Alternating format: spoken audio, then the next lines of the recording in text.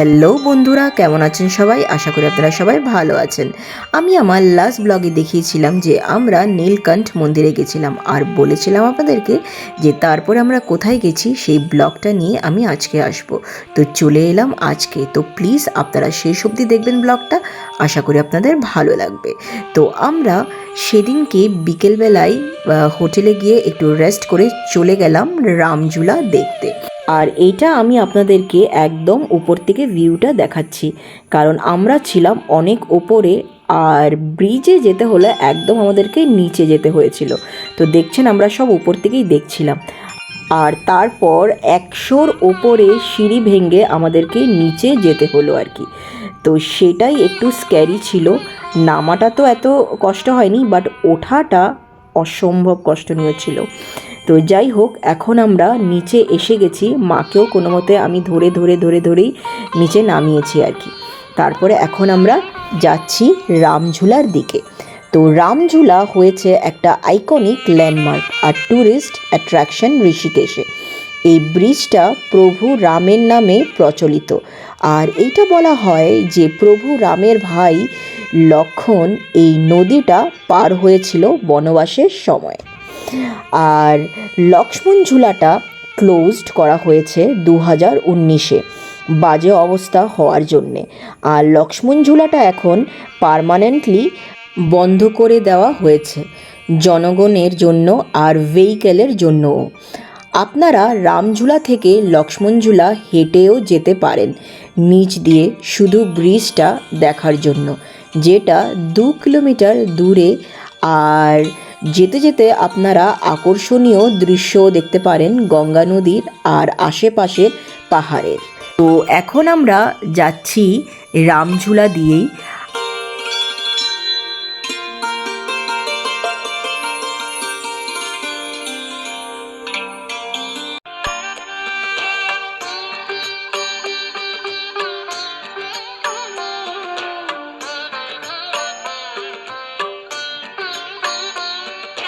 ব্রিজটা দিয়ে যখন যাচ্ছিলাম ভালোই লাগছিল, আর ভিউটা তো অসাধারণ। আর এখান থেকে দেখুন একদম ব্রিজের চূড়াটা দেখা যাচ্ছে।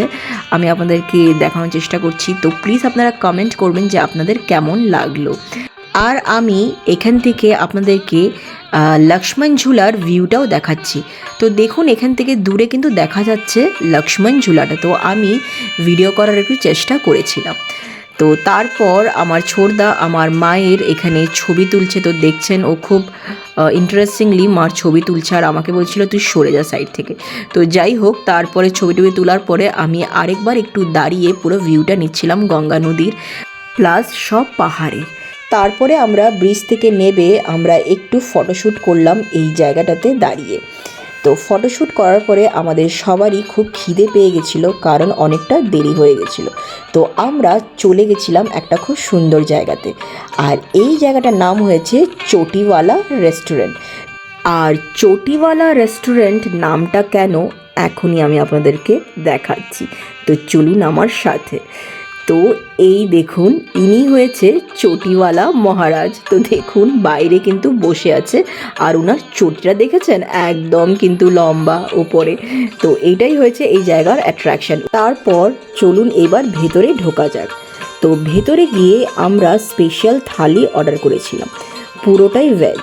আর আরেকটা কথা আমি আমাদেরকে আগের কোনো ভিডিওতেই বলা হয়নি, আমরা যে এই 7 দিনের এই স্পিরিচুয়াল টোরটা করেছি, আমরা কিন্তু একদিনও ননভেজ খাইনি। পুরো টোরটাতেই কিন্তু আমরা ভেজ খেয়েছি, কোনো জায়গাতেই কিন্তু ননভেজ ছিল না। তো যাই হোক, আমরা থালিটা খেয়ে খুবই ভালো ছিল প্রত্যেকটা আইটেম। খেয়ে দিয়ে আমরা ডাইরেক্ট চলে এলাম এইখানে গঙ্গা আরতি দেখতে। তো আমরা অনেক আগেই চলে এসেছিলাম, তাই একদম ফ্রন্ট সিটে আমরা বসেছি। আর দেখছেন এখানে আস্তে আস্তে করে সব মানুষ বসছে, মানে ভিড় হচ্ছে, কারণ এখনও গঙ্গা আরতি শুরু হয়নি। আমরা একটু তাড়াতাড়ি গিয়েই আমরা সিটটা বসে গেছিলাম রিজার্ভ করে, না হলে তো যে আগে আসবে সে আগে বসতে পারবে, যে পরে যাবে সে পরে বসতে পারবে। আর আরেকটা জিনিস আমার খুব ভালো লাগছিল যে আমি কিন্তু ফার্স্ট টাইম গঙ্গা আরতি এরকম দেখছি। তো আমি নিয়েছিলাম বাইরের থেকেই এই গঙ্গাতে দেওয়ার জন্য ফুল আর ধূপকাঠি। তো ওখানে বিক্রি করে সব বাইরেই, প্লাস এইখানেও ছেলেরা এসে বিক্রি করে, যেটা ওখানে অ্যালাউ করে না, সব যারা এখানে গার্ডরা আছে ওরা খুব রেগে যায় আর ওদেরকে ভাগাতে থাকে বাচ্চাগুলোকে, আর বাচ্চাগুলো এসে এসে আমাদেরকে দিতে থাকে আপনারা নিয়ে নিন। খারাপও লাগছিল যে একটা বাচ্চা আমার দাদাকে এসে দিয়েছে কিন্তু ও টাকাটা নিতে পারেনি, ওকে গার্ডে একদম লাঠি মেরে বের করে দিয়েছে। পরে দিয়ে দাদা ওই বাচ্চাটাকে খুঁজে তারপরে ওকে টাকাটা দিল আর কি। তো এইগুলো হচ্ছিল। তো যাই হোক, এখন গঙ্গা আরতিটা শুরু হয়ে গেছে। আমার তো খুব ভালো লাগছিল গঙ্গা আরতিটা।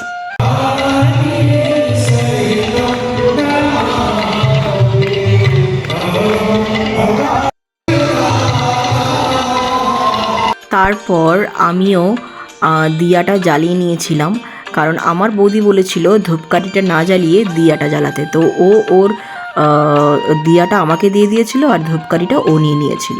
তো আমিও ওখানে গঙ্গা আরতিতে আমিও আরতি করছিলাম, কারণ সবাই করছিল। তো খুব ভালো একটা ফিলিংস হচ্ছিল সত্যি।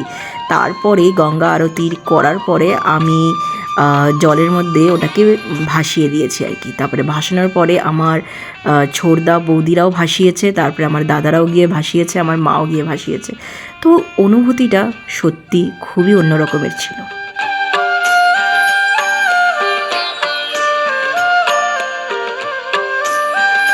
তারপর গঙ্গা আরতিটা শেষ হলো ন্যাশনাল অ্যান্থেম গেয়ে। তো সেইটাই আমার খুব ভালো লেগেছিল।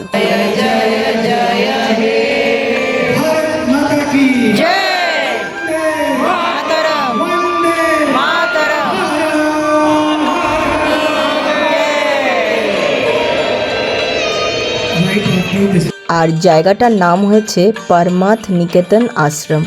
আর যেখানে গঙ্গা আরতিটা হয়েছিল সেই জায়গাটার নাম হয়েছে ত্রিবেণী ঘাট। তো তারপর গঙ্গা আরতি হওয়ার পরে আমরা একটু আশ্রমটা একটু ঘুরে দেখে নিলাম। তো জায়গাটা তো খুবই সুন্দর, এখানে দেখছেন হনুমানজির বিশাল বড় ছবি।